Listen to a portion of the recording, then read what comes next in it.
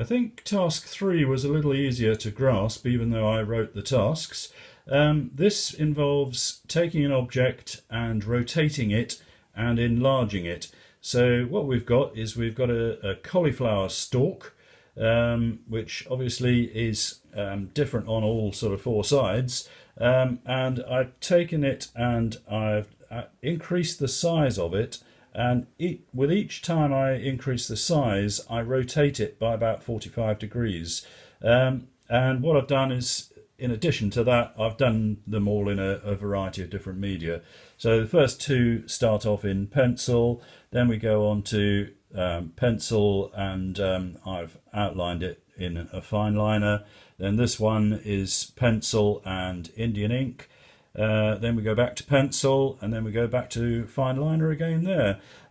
So it's you really need to find an object that is quite different on all of its four sides.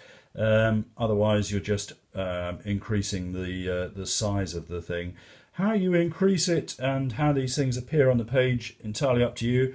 I did initially think, for example, that I would have a row of things getting increasingly larger, but then I came to the idea that it might look nicer to have them going around in a curve, as if they were kind of dancing. The next task was to tilt the ground plane, or in other words, tilt the surface that the object sits on.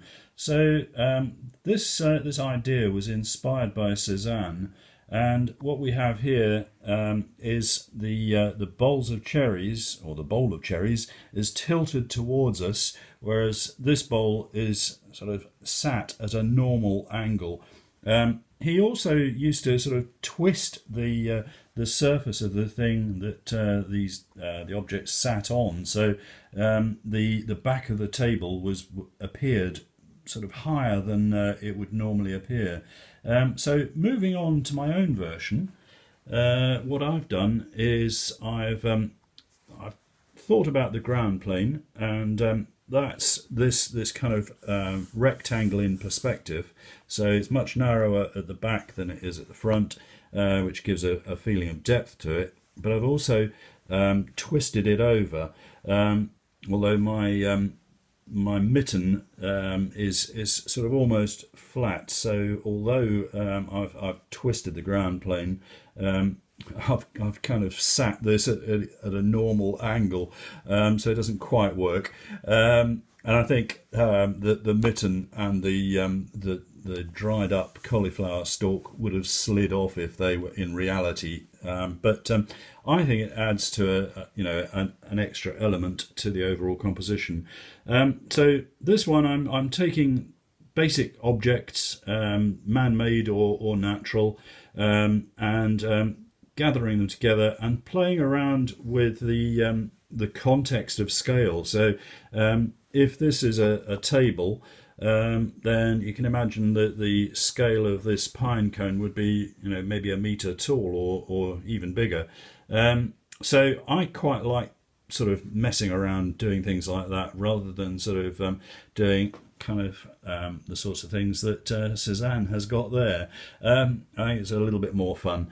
I've also done this in a slightly different style.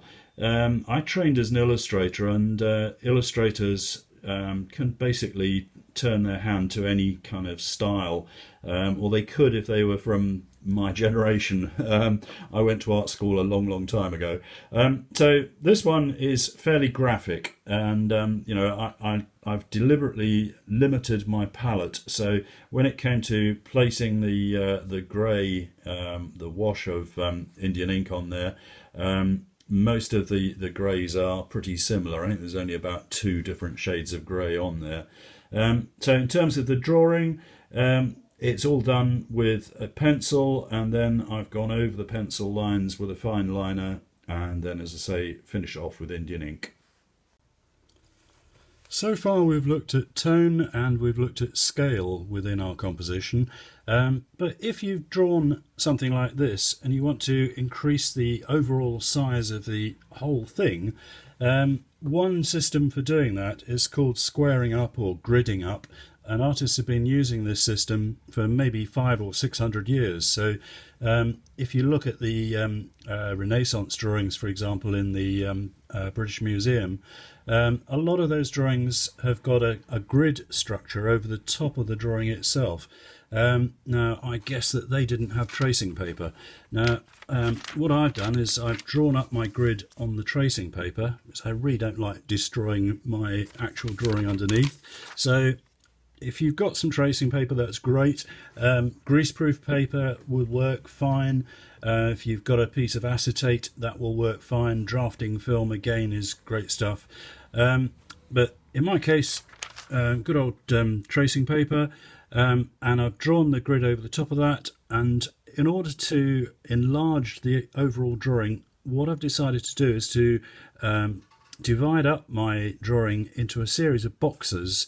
I've got 10 that way, 15 that way, and in order to get the amount of detail I wanted in, and to make life easy for myself, I've made the boxes relatively small. So they're 20 millimeters in terms of their width and in terms of their height. So as I said, we've got our grid, and the next thing that you need to decide is how much you want to increase the size by.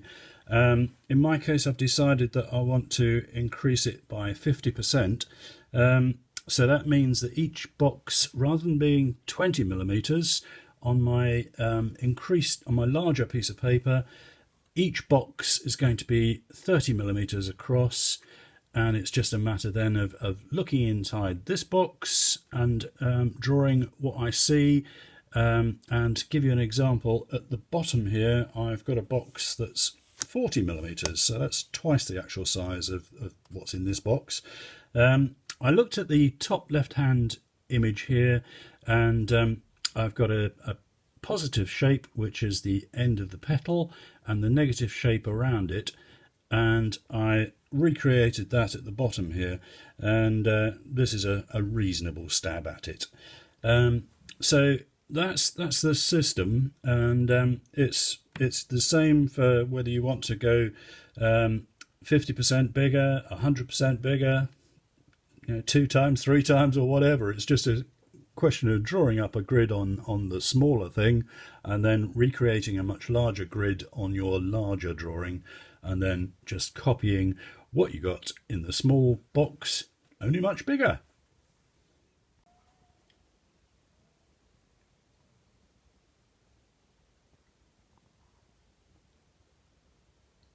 So here we have the enlarged version of the drawing from my sketchbook.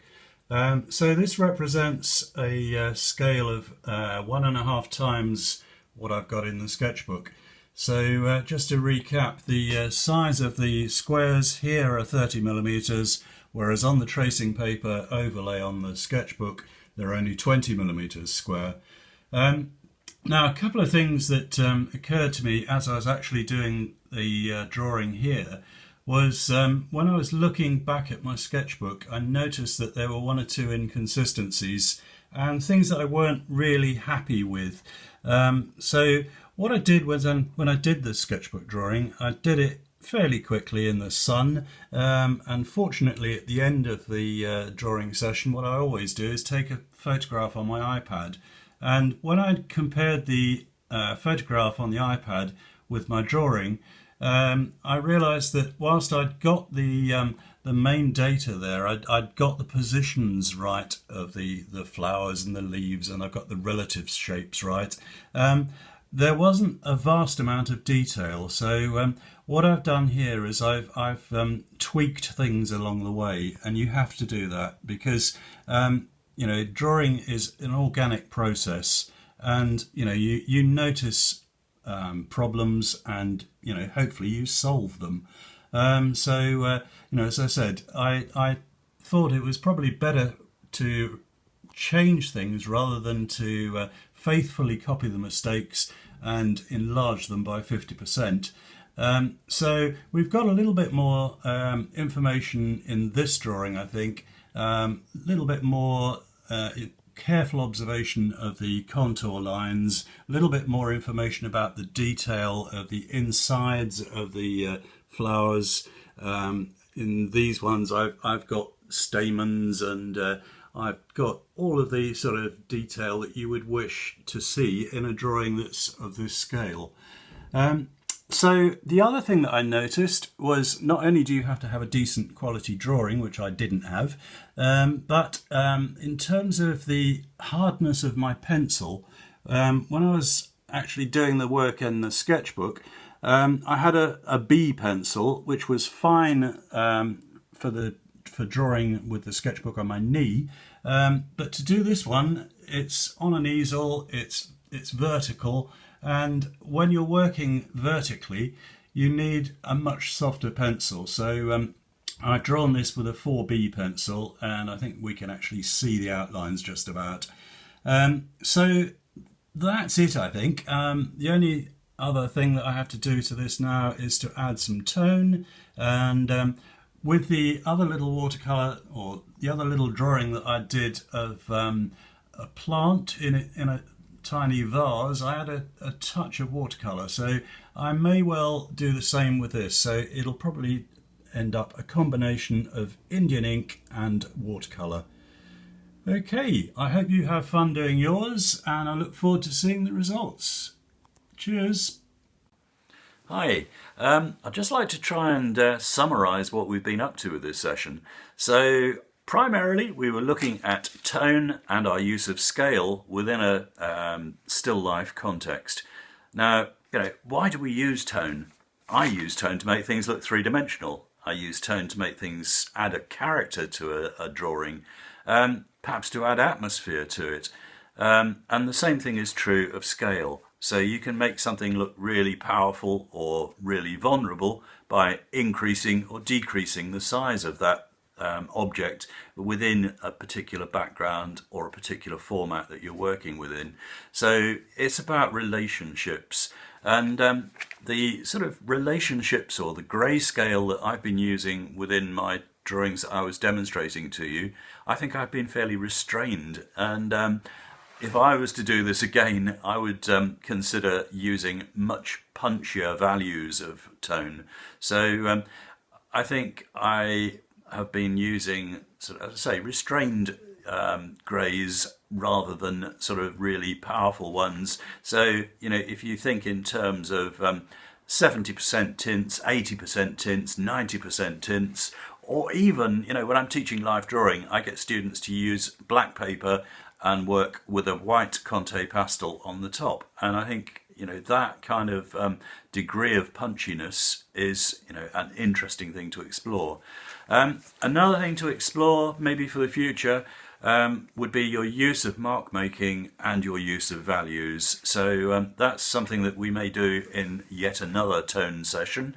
In terms of my next session with you, it's going to be acrylic paint, and it's going to be looking at techniques again. So we'll be doing some more techniques, but in particular we'll be looking at the use of texture within painting, and thinking about how we're actually applying the paint, maybe using worn brushes, or maybe applying the paint with a scraper. I use old credit cards. I never throw away yogurt cartons. I cut them up and use the plastic for applying the paint because it's nice and flexible, and that's maybe something that you could consider for the next session. Anyway, have fun and stay safe, and cheerio from me.